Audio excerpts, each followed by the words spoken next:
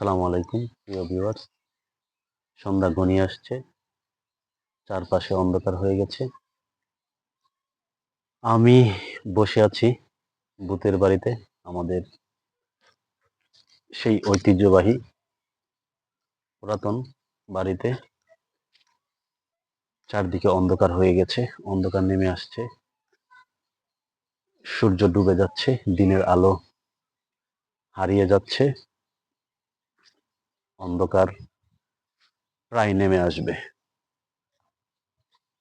ভূতের বাড়িতে আমরা আছি,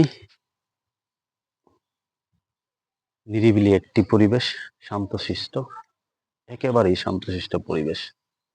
চারপাশে গাছগাছালি আর গাছগাছালি, প্রাকৃতিক একটা চমৎকার পরিবেশ। ধন্যবাদ।